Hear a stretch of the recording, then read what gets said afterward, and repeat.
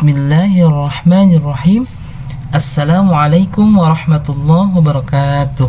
Anak-anak Bapak yang sholih dan sholihah, apa kabarnya? Mudah-mudahan kalian semua tetap dalam keadaan sehat walafiat ya. Dan Allah Subhanahu wa Ta'ala senantiasa melindungi kita semua dimanapun kita berada. Amin ya rabbal alamin. Hari ini kita akan melanjutkan pembelajaran PAI. Setelah pekan-pekan sebelumnya kita sudah belajar di pelajaran 7 tentang mengaji surat Al-Fil. Nah, hari ini kita sudah masuk pada pembelajaran 8, yaitu pembahasannya tentang mengimani malaikat Allah. Adapun pembahasannya, yang pertama kita akan membahas tentang mengimani malaikat Allah. Yang kedua tentang malaikat Allah dan tugas-tugasnya. Yang ketiga yaitu tanda-tanda keberadaan malaikat Allah. Dan yang keempat yaitu bukti keimanan malaikat Allah. Akan tetapi pada kesempatan kali ini kita hanya akan membahas dua saja, yaitu mengimani malaikat Allah dan juga malaikat Allah dan tugas-tugasnya. Kita akan mulai dari yang pertama, yaitu mengimani malaikat-malaikat Allah. Malaikat adalah makhluk Allah yang diciptakan dari cahaya. Di antara makhluk-makhluk Allah, malaikat adalah makhluk yang paling patuh. Mereka tidak pernah membangkang perintah Allah. Semua perintah Allah dikerjakan dengan tekun. Kepatuhan dan ketaatan malaikat tidak ada yang menandingi. Mereka tidak pernah melanggar larangan Allah, makhluk gaib, kecuali dengan pertolongan Allah Subhanahu wa Ta'ala dan yang terpilih. Meskipun gaib, kita harus tetap percaya kalau malaikat itu ada. Percaya kepada malaikat termasuk salah satu rukun iman. Orang yang tidak percaya kepada malaikat berarti tidak beriman.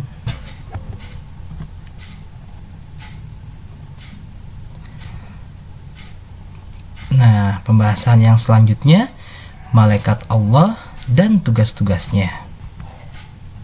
Jumlah malaikat Allah sangatlah banyak. Tidak ada manusia yang tahu pasti jumlahnya. Hanya Allah Subhanahu wa Ta'ala yang mengetahui berapa jumlah malaikat. Ada 10 malaikat yang wajib kita yakini keberadaannya. Mereka memiliki tugas masing-masing yang sudah ditetapkan Allah Subhanahu wa Ta'ala.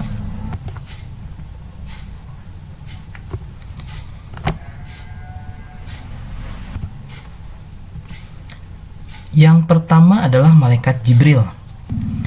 Malaikat Jibril bertugas menyampaikan wahyu kepada para nabi dan rasul Allah. Wahyu tersebut berupa kitab suci untuk disampaikan kepada umatnya. Nabi Muhammad SAW juga mendapatkan wahyu dari Allah Subhanahu wa Ta'ala melalui malaikat Jibril.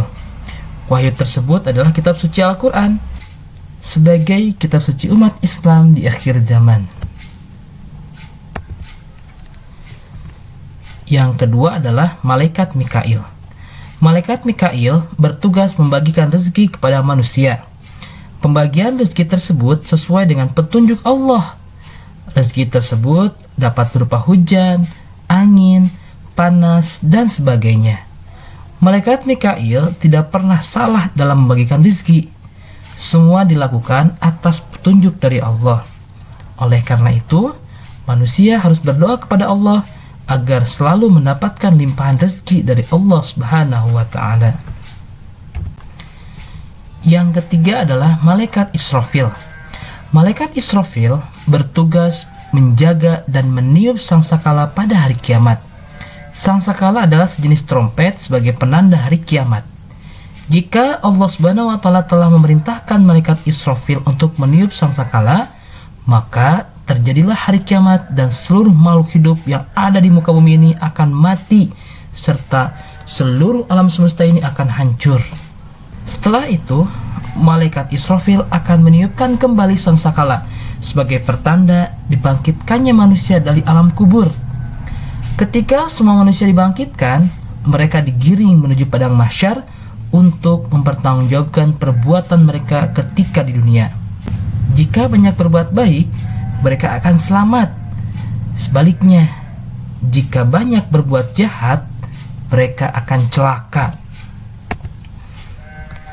Yang keempat adalah malaikat Israel. Malaikat Israel disebut juga malaikat maut. Tugasnya adalah mencabut nyawa manusia. Kematian seseorang adalah ketentuan dari Allah Subhanahu wa taala. Jika kematian sudah dipastikan Allah, manusia tidak dapat mengundurkan atau memajukan waktunya. Dalam menjalankan tugasnya, malaikat Israel tidak pernah salah. Semuanya berdasarkan perintah Allah. Siapa yang akan dicabut nyawanya lebih dulu dan siapa yang terakhir. Manusia tidak pernah tahu kapan akan mati. Oleh karena itu, kita semua harus terus mempersiapkan diri dan berdoa kepada Allah ketika ajal itu datang menghampiri kita. Allah SWT memudahkan kita dan kita tergolong pada orang-orang yang husnul khatimah. Amin ya rabbal alamin. Yang kelima adalah malaikat Munkar dan Nakir. Malaikat Munkar dan Nakir memiliki pekerjaan yang sama. Tugas mereka adalah menanyai orang-orang yang sudah meninggal. Ketika para pelayat sudah meninggalkan kuburan, malaikat Munkar dan Nakir akan datang menemui si mayat.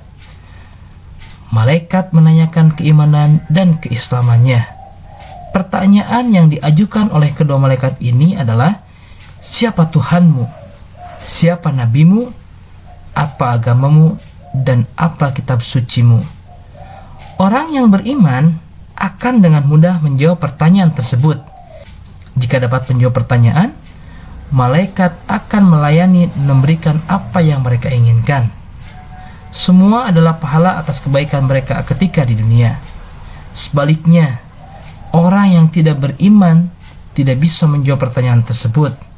Selanjutnya, malaikat Munkar dan Nakir akan menyiksanya. Inilah yang disebut dengan siksa kubur sebagai balasan atas kejahatan yang ia lakukan ketika di dunia. Yang selanjutnya adalah malaikat Raqib dan malaikat Atid. Kedua malaikat ini juga memiliki tugas yang sama. Mereka bertugas mencatat amal perbuatan manusia. Malaikat Raqib mencatat semua amal baik manusia. Seandainya kita beramal dengan diam-diam, malaikat Raqib tetap akan mencatatnya sebagai amal baik. Amal besar dan kecil semuanya akan dicatat. Tidak ada satupun amalan yang kita lakukan terlepas dari pencatatan malaikat Raqib. Sedangkan malaikat Atid bertugas mencatat amal jelek manusia. Semua kejahatan manusia akan dicatat dalam buku malaikat Atid.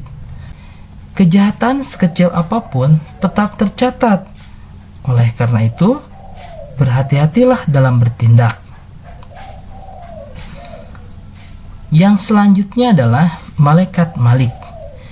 Malaikat Malik bertugas sebagai penjaga neraka. Neraka ini memancarkan hawa panas yang terbuat dari bara api yang menjilat-jilat dan membara-bara. Panasnya melebihi panasnya api dunia. Neraka ini diperuntukkan bagi orang-orang yang ingkar terhadap Allah Subhanahu wa taala, yang tidak pernah menjalankan perintah Allah, selalu melakukan apa yang dilarang oleh Allah. Malaikat Malik berdiri di depan pintu neraka dengan muka yang menyeramkan. Dan yang terakhir adalah malaikat Ridwan. Malaikat Ridwan memiliki tugas menjaga pintu surga. Dia akan berdiri di depan pintu surga dengan senyum, lalu menyambut orang-orang yang termasuk ahli surga. Ahli surga adalah orang-orang yang taat kepada Allah Subhanahu wa taala, selalu beribadah kepada Allah, rajin beramal soleh ketika di dunia, dan selalu menjalankan kewajiban dan menjauhi larangan Allah Subhanahu wa taala. Mereka inilah orang-orang yang bertakwa. Alhamdulillahirabbil alamin. Demikian yang bisa Bapak sampaikan. Mudah-mudahan bermanfaat. Jazakumullah khairan katsiran. Wassalamualaikum warahmatullahi wabarakatuh.